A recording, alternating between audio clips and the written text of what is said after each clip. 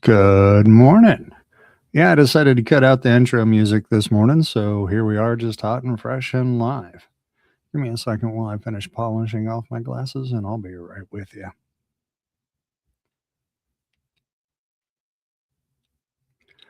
Excellent. Good morning. Hi, I'm Craig, and this is the Marauder's Mic. Here I do slow, trauma informed readings of fiction. I read carefully, pause to reflect, and pay attention to what's happening beneath the surface: fear, attachment, defenses, and meaning. This isn't a recap channel or fandom theory. I'm interested in why certain stories stay with us and what they can teach us about being human. During live reads, I engage with comments as we go, and I'll usually leave a little space at the end for conversation. Some of this material can be confronting, so take it at whatever pace works for you. Let's begin. Chapter 4, Back to the Burrow. Good morning, Katie. Hi. By 12 o'clock the next day, Harry's trunk was packed with his school things and all his most prized possessions: the invisibility cloak he had inherited from his father, the broomstick he had gotten from Sirius, the, the enchanted map of Hogwarts he had been given by Fred and George Weasley last year. He had emptied his hiding place under the loose floorboard of all food, important for survivors, double-checked every nook and cranny of his bedroom for forgotten spellbooks or quills, and taken down the chart on the wall counting the days down to September the 1st, on which he had liked to cross off the days remaining until his return to Hogwarts. He's taking everything he cares about, everything with significance. He has pulled up stakes, and if the opportunity to never come back presents itself, he's going to be fine with that. The atmosphere inside number 4 Privet Drive was extremely tense. The imminent arrival at their house of an assortment of wizards was making the Dursleys uptight and irritable. How could it not, given what we know about them? They would have to be. Uncle Vernon had looked downright alarmed when Harry informed him that the Weasleys would be arriving at 5 o'clock the very next day. I hope you told them to dress properly. These people, he snarled at once. I've seen the sort of stuff your lot wear. They'd better have the decency to put on normal clothes. That's all. Oh, I have a bunch of comments. Hold on. Good morning, Becca. It is a snow day.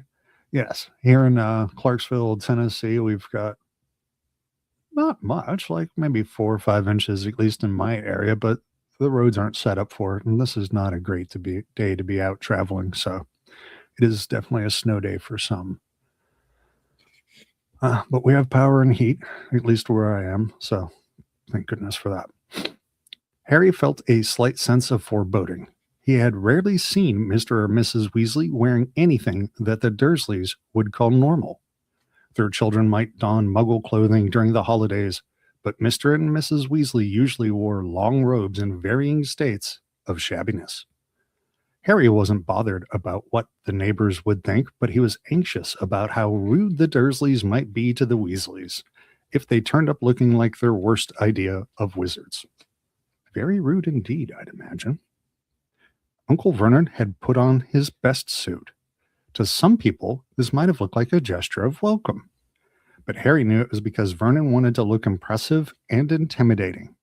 Yes, it is armor. It is ego armor for Vernon to be dressed up in his best suit. It makes him less approachable, gives him something to hide behind. Dudley, on the other hand, looked somehow diminished. This was not because the diet was at last taking effect, but due to fright.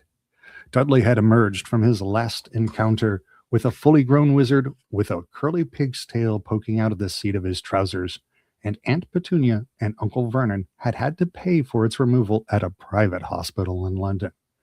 Of course it had to be a private hospital. Got to keep it secret, right? It wasn't together. I'm sorry. It's a wide book. I have to move the microphone a bit as we go.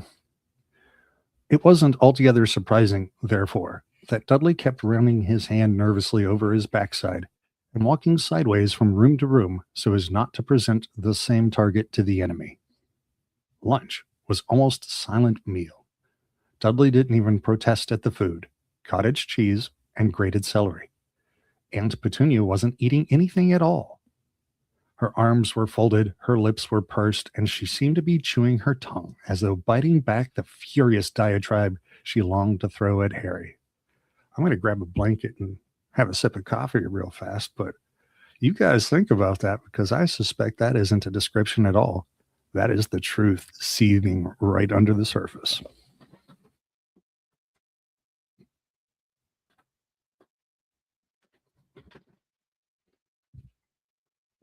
Or at least we can tell ourselves that. There we go. They'll be driving, of course, Uncle Vernon barked across the table. Said Harry. He hadn't thought of that. Excuse me. How were the Weasleys going to pick him up? They didn't have a car anymore. The old Ford Anglia they had once owned was currently running wild in the Forbidden Forest at Hogwarts. But Mr. Weasley had borrowed a Ministry of Magic car last year. Possibly he would do the same today.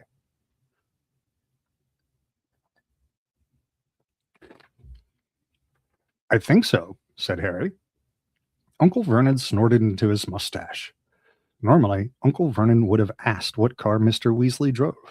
He tended to judge other men on how big and expensive their cars were. But Harry doubted whether Uncle Vernon would have taken to Mr. Weasley even if he drove a Ferrari. Harry spent most of the afternoon in his bedroom. He couldn't stand watching Aunt Petunia peer out through the net curtains every few seconds, as though there had been a warning about an escaped rhinoceros. Finally, at 4:45, Harry went back downstairs into the living room. Aunt Petunia was compulsively straightening cushions. Uncle Vernon was pretending to read the paper, but his tiny eyes were not moving, and Harry was sure he was really listening with all his might for the sound of an approaching car. Yes, Vernon is always trying to gather information for Petunia. Dudley was crammed into an armchair, his porky hands beneath him, clamped firmly around his bottom. Harry couldn't take the tension. Everybody's threatened in this scenario. He left the room and went and sat on the stairs in the hall, his eyes on his watch and his heart pumping fast from excitement and nerves.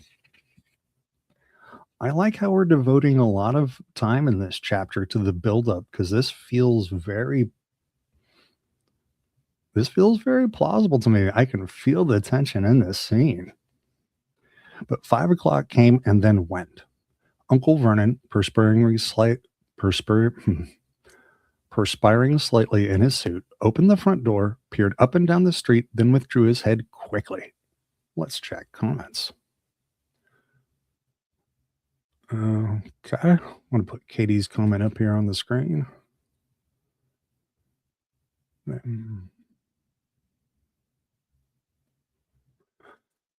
Yes. And they also said a fully grown wizard, but that's not actually true of Hagrid, is it?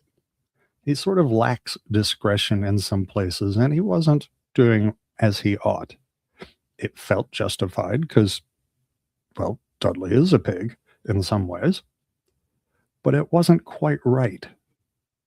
And there's rules, and Hagrid stepped outside those rules. So Dudley being transgressed upon is like a valid thing for him to be traumatized about.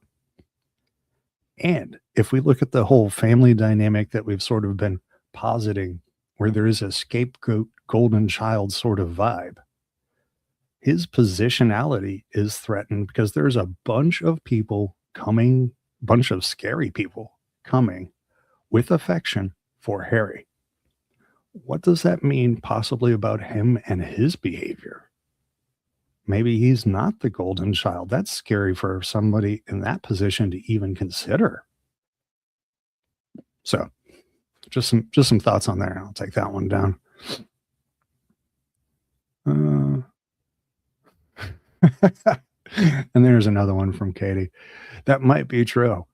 Uh, I don't know. I hope not.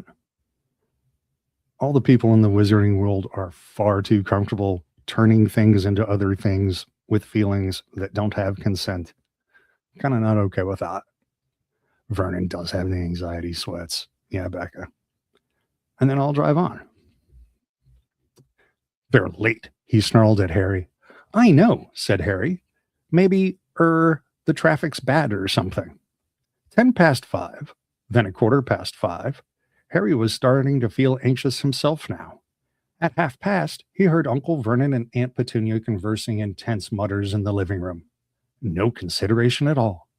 We might have had an engagement. Maybe they think they're getting invited to dinner if they're late. Well, they most certainly won't be, said Uncle Vernon. They're talking themselves up on why they deserve to be annoyed and irritated and angry. They've been given a reason, and now they're going to collapse on that, and now they're right to be mad. Or they're going to try. Well, they most certainly won't be, said Uncle Vernon. And Harry heard him stand up and start pacing the living room. They'll take the boy and go. There'll be no hanging around. That's if they're coming at all. Probably mistaken the day. I dare say their kind don't set much store by punctuality. See, now we're moralizing. They're bad people because they're late. They're already othered. Now they're bad. And it's okay to hate them because they're not as good. They don't value punctuality. It's a bit silly, eh? Either that, or they drive some 10-pot car that's broken down. Harry jumped up. From the other side of the living room came the sounds of the three Dursleys scrambling, panic-stricken, across the room. Next moment, Dudley came flying into the hall, looking terrified. What happened? Said Harry. What's the matter? But Dudley didn't seem able to speak. Consider that a somatic symptom. How scared is this kid? Hands still clamped over his buttocks, he waddled as fast as he could into the kitchen. Harry hurried into the living room. Loud bangs and scrapings were coming from behind the Dursleys' boarded-up fireplace, which had a fake coal fire plugged in front of it. What is that? Gasped Aunt Petunia, who had backed into the wall and was staring, terrified, towards the fire. What is it, Vernon? I can't wait to find out either. Let's check the comments. And yeah, Katie, come to mention, I believe you are correct. I assumed he was kidding. I hope so. Yeah. That's the one. Sorry, wrong comment. Where were we? Terror, yes. What is it, Vernon? But they were left in doubt barely a second longer. Voices could be heard from inside the blocked fireplace. Ouch! Fred? No. Go back. Go back. There's been some kind of mistake. Tell George not to. Ouch! George, no, there's no room. Go back quickly and tell Ron. Maybe Harry can hear us, Dad. Maybe he'll be able to let us out. There was a loud hammering of fists on the boards behind the electric fire. Harry, can you hear us? The Dursleys rounded on Harry like a pair of angry wolverines. What is this? Growled Uncle Vernon. What's going on? They tried to get here by flue powder, said Harry, fighting a mad desire to laugh. They can travel by fire. Only you've blocked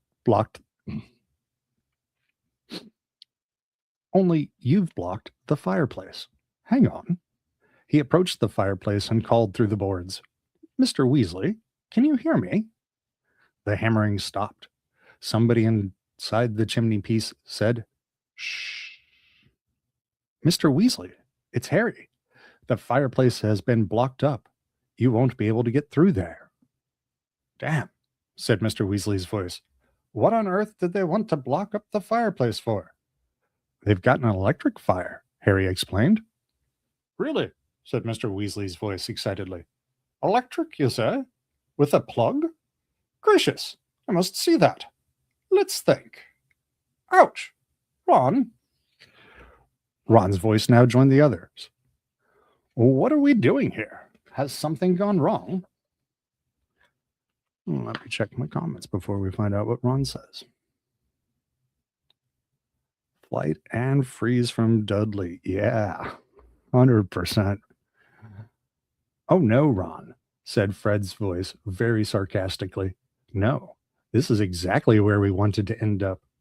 Yeah, we're having the time of our lives here, said George, whose voice sounded muffled, as though he was squashed against the wall. Boys, boys, said Mr. Weasley vaguely. I'm trying to think what to do. Yes, only way. Stand back, Harry. Harry retreated to the sofa. Uncle Vernon, however, moved forwards. Wait a moment, he bellowed at the fire. What exactly are you going to? Bang!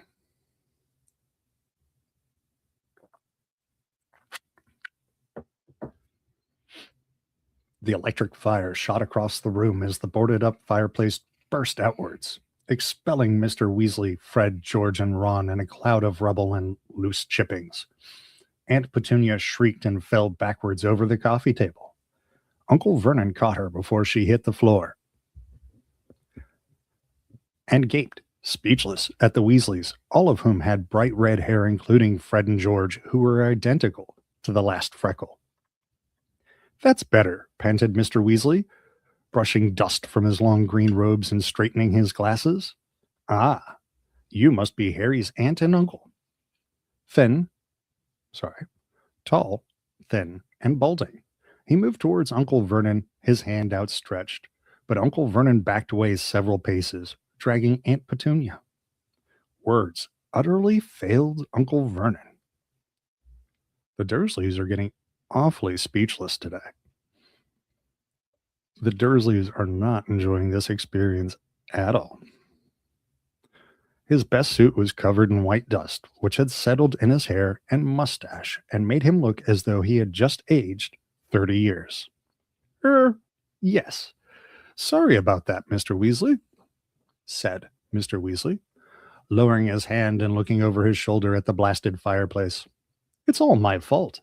It just didn't occur to me that we wouldn't be able to get out at the other end. I had your fireplace connected to the Flue network, you see. Just for an afternoon, you know, so we could get Harry. Muggle fireplaces aren't supposed to be connected, strictly speaking, but I've got a useful contact at the Flue regulation panel, and he fixed it for me. I can put it right in a jiffy, though. Don't worry. I'll light a fire to send the boys back, and then I can repair your fireplace before I disapparate.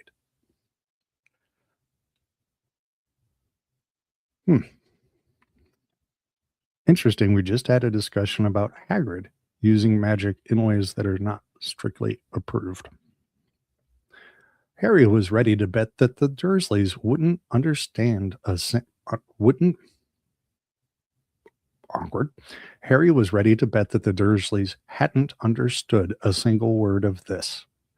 They were still gaping at Mr. Weasley, thunderstruck. Aunt Petunia staggered upright again and hid behind Uncle Vernon. Hello, Harry, said Mr. Weasley brightly. Got your trunk ready? It's upstairs, said Harry, grinning back. We'll get it, said Fred at once. Winking at Harry, he and George left the room. They knew where Harry's bedroom was, having once rescued him from it in the dead of night. Harry suspected that Fred and George were hoping for a glimpse of Dudley. They had heard a lot about him from Harry. Well, said Mr. Weasley, swinging his arms slightly, while he tried to find words to break the very nasty silence. Very nice place you've got here. Give me a second to readjust as we move across the page, please, and check comments.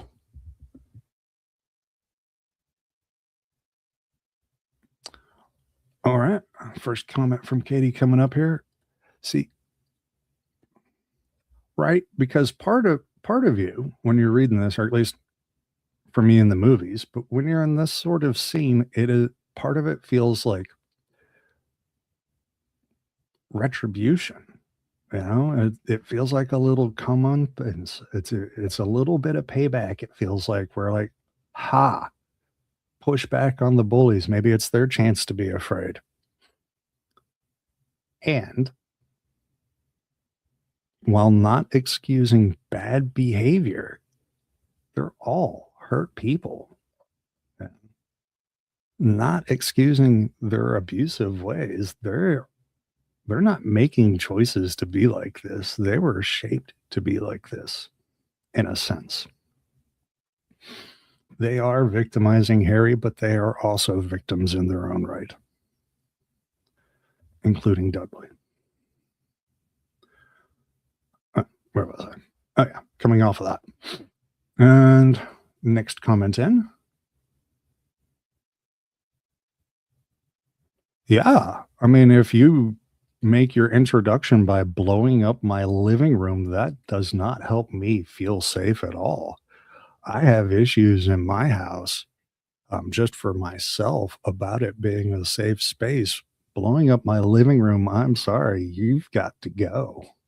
You're not welcome in my home. No, thank you. Right? And this isn't a great experience for him either. He's been taught to fear magic, mostly by Petunia, because of the whole Lily thing. And every time he's actually encountered it, it's gone poorly for him. He cannot resist it or hide from it. It's book one. And it turns his perfect son into a half pig that he has to hide. And now he lives in partial fear of his half sister's orphaned son that he has in his house. So, yeah, Vernon has stuff to be afraid of. Doesn't make him fair or right, but his fears are not totally invalid.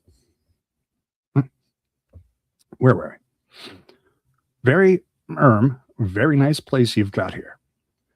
As the usual spotless living room was now covered in dust and bits of brick, this remark didn't go down too well with the Dursleys. Uncle Vernon's face purpled once more, and Aunt Petunia started chewing her tongue again. However, they seemed too scared to actually say anything. Mr. Weasley was looking around. He loved everything to do with Muggles. Harry could see him itching to go over and examine the television and the video recorder. They run off electricity, do they? He said knowledgeably. Ah, yes. I can see the plugs. I collect plugs. He added to Uncle Vernon. And batteries. Got a very large collection of batteries. My wife thinks I'm mad, but there you are. Uncle Vernon clearly thought Mr. Weasley was mad too. He moved ever so slightly to the right, screening Aunt Petunia from view, as though he thought Mr. Weasley might suddenly run at them and attack.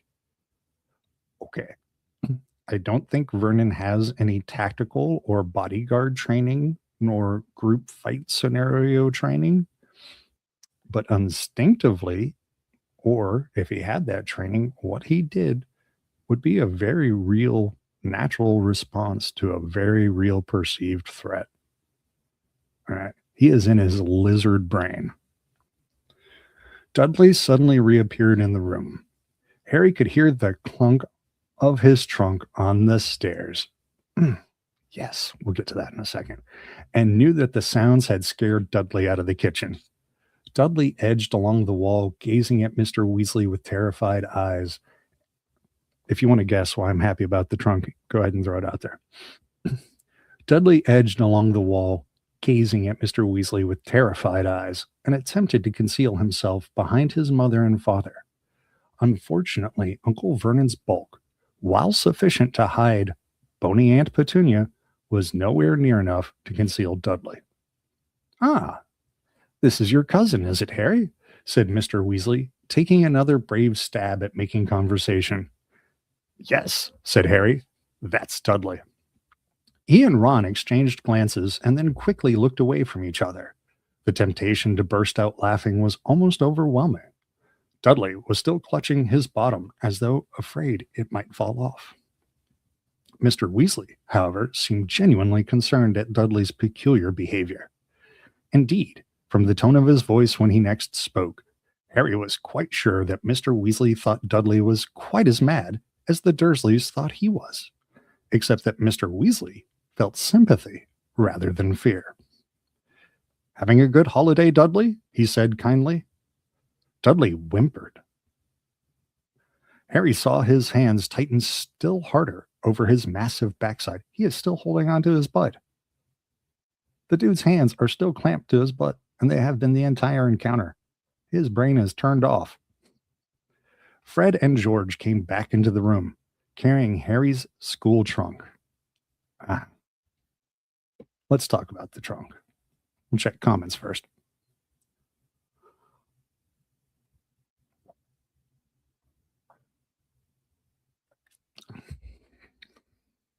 Yeah, absolutely, Becca. Dudley is absolutely terrified, and he has no guide for this situation. He has always been in a position, at least perceptually, of having power or a recourse or an authority that can bring power. And in this situation, there is no one he can appeal to or cry to or beg to. There's no one Dudley can manipulate to make him feel safe in this situation. And he has bad experiences with wizards. No, because Arthur doesn't understand the situation. Contextually, he doesn't understand why these people are flaming on edge, because he doesn't have their trauma.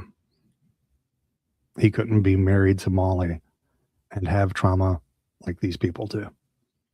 She wouldn't allow it. It is mentioned in every book, and now, symbolically, for the first time in any of the books, the kids don't have to heave their own baggage. They get help. Harry gets help moving his baggage. He is supported. And he didn't even have to ask. That's caring. Symbolic, but it's caring. And I love it. I love that pivot in this story. Where were we? Fred and George came back into the room carrying Harry's school trunk. They glanced around as they entered and spotted Dudley. Their faces cracked into identical evil grins. Now, keep in mind, just like snowballs at Quirrell's head, the twins are great at spotting the wound. All right, said Mr. Weasley. Better get cracking then. He pushed up his sleeves of his robes and took out his wand. Harry saw the Dursleys draw back against the wall as one. Incendio, said Mr. Weasley, pointing his wand at the hole in the wall behind him. Flames rose at once in the fireplace, crackling merrily as though they had been burning for hours. Mr. Weasley took a small drawstring bag from his pocket, untied it, took a pinch of the powder inside, and threw it onto the flames, which turned emerald green. There's a lot of emerald greens in this book, and roared higher than ever. Off you go then, Fred, said Mr. Weasley. Coming, said Fred. Oh no, hang on. A bag of sweets had spilled out of Fred's pocket, and the contents were now rolling in every direction. Big, fat toffees in brightly colored wrappers. Fred scrambled around, cramming them back into his pocket, then gave the Dursleys a cheery wave, stepped forward, and walked right into the fire, saying, "The Burrow." Aunt Petunia gave a little shuddering gasp. There was a whooshing sound, and Fred vanished. Right then, George, said Mr. Weasley.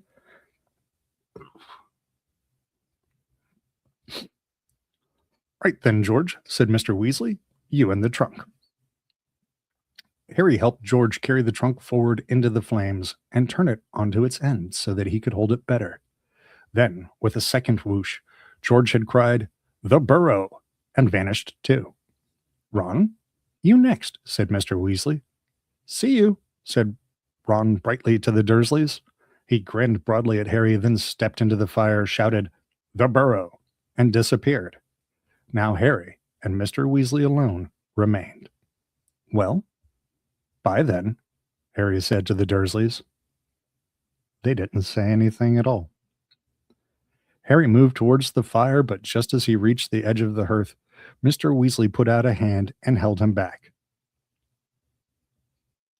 Oh, what's about to happen is what I think is about to happen. I love the Weasleys just a little bit more. I hope he does this right. He was looking at the Dursleys in amazement. Let me check the comments. And we only have about a page and a half left. Oh, I forgot to take that one down. I'm sorry, guys.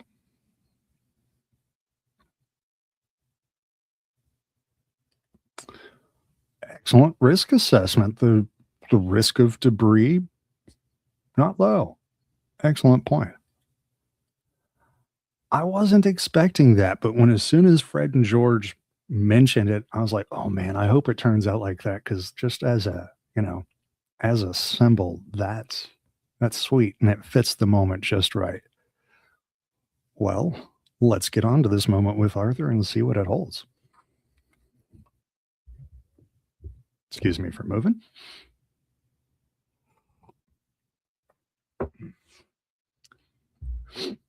Harry said goodbye to you, he said. Didn't you hear him? It doesn't matter, Harry muttered to Mr. Weasley. Honestly, I don't care. Mr. Weasley did not remove his hand from Harry's shoulder. You aren't going to see your nephew till next summer, he said to Uncle Vernon in mild indignation. Surely you're going to say goodbye. Uncle Vernon's face worked furiously. The idea of being taught consideration by a man who had just blasted away half his living room wall seemed to be causing him intense suffering. But Mr. Weasley's wand was still in his hand, and Uncle Vernon's tiny eyes darted to it once before he said very resentfully, Goodbye, then. Vernon's acting like a cornered, trapped animal. See you, said Harry, putting one foot forward into the green flames, which felt pleasantly like warm breath. At that moment, however, a horrible gagging sound erupted behind him, and Aunt Petunia started to scream.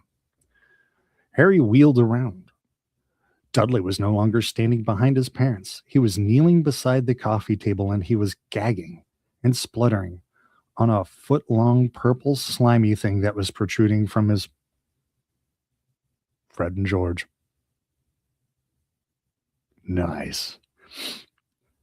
And he was gagging and spluttering on a foot-long purple slimy thing that was protruding from his mouth.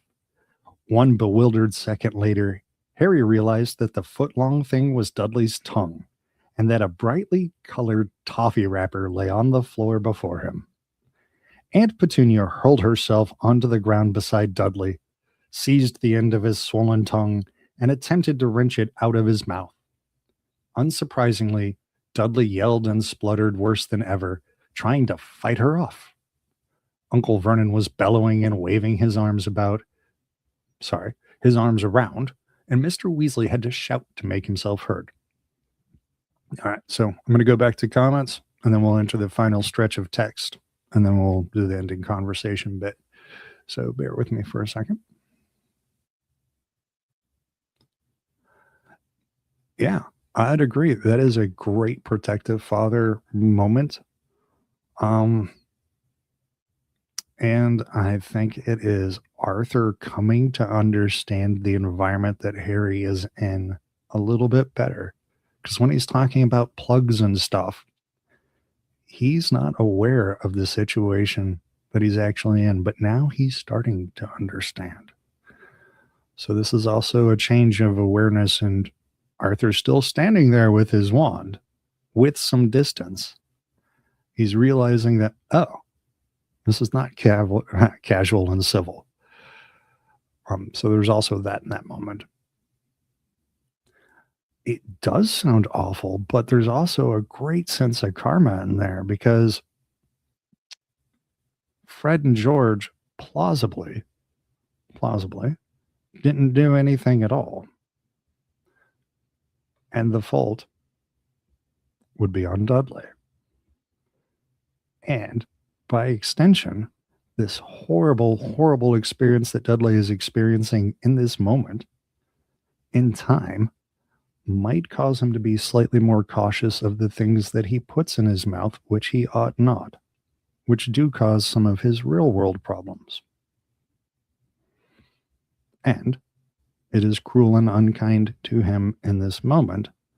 So the parts of us, the readers, that don't like Dudley, we do get a little satisfaction from seeing the bully in pain, I think. So that's a really complicated moment.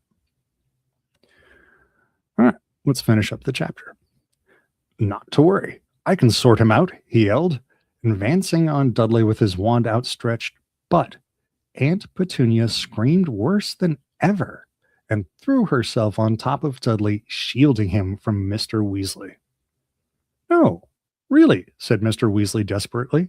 It's a simple process. It was the toffee. My son Fred, real practical joker.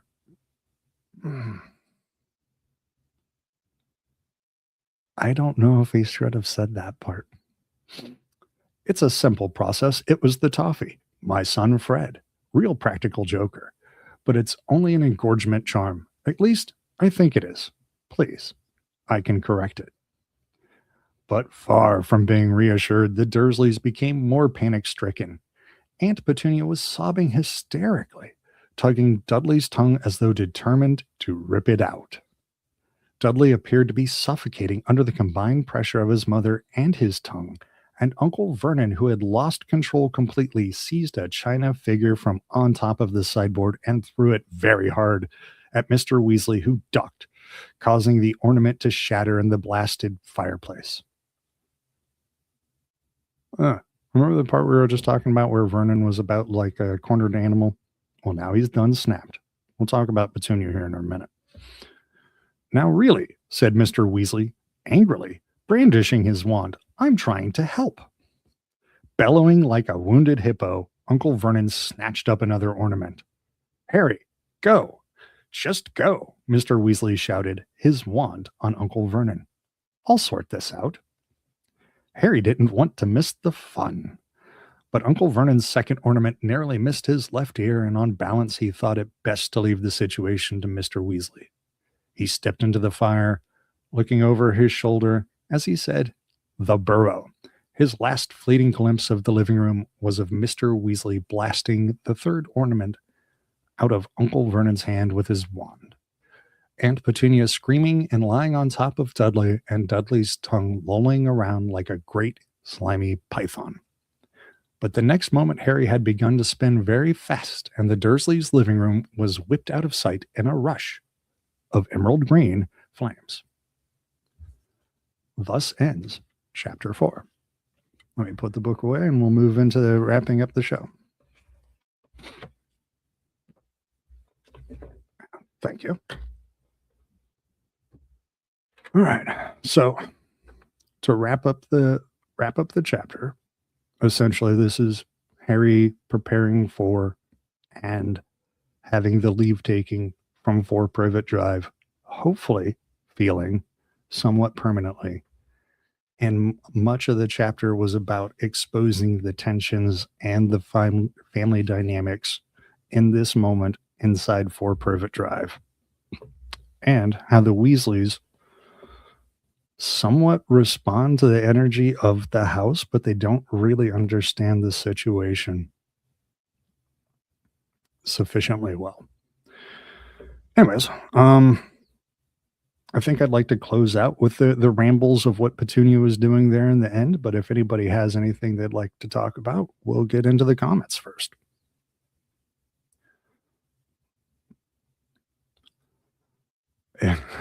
It's only an engorgement charm. I mean, even for muggles, engorgement lasting more than 4 hours can be a serious problem, and people should consult their physicians. So, Dudley is absolutely traumatized. Oh, excellent point, Bax. So you're positing that perhaps he is so calories starved, like somebody who was being starved, that it really didn't matter and he was sort of compelled to eat it, that it would have been irresistible to him? That's an interesting point I hadn't considered. I like that. That makes Fred and George's position a little less tenable, I would think, if they had known that. What are we saying? Oh, God, no, I would starve to death. I would rather eat my finger than cottage cheese and celery. Oh, yeah, no. I'd rather eat fish and mushrooms raw. And I would hate that.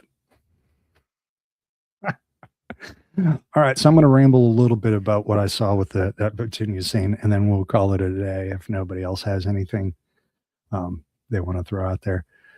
So in that Petunia scene, when she snapped on the engorged tongue, she was trying to rip that tongue out of that boy.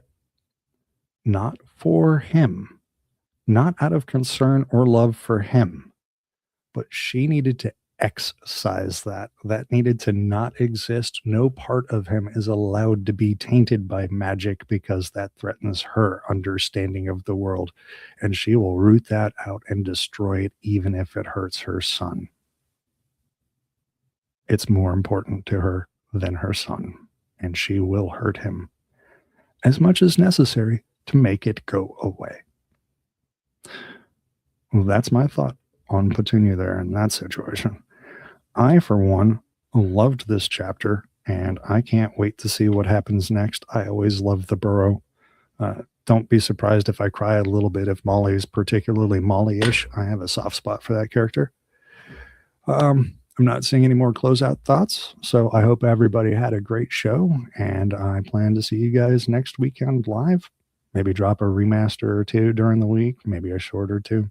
No idea. I hope everybody's staying safe and warm. Safe and warm. And I'll talk to you guys later. Have a great day. Bye. Oh, yeah. Oh, she is just bottling up all that rage. Wonder how she expresses it. Or have we already been shown? Bye.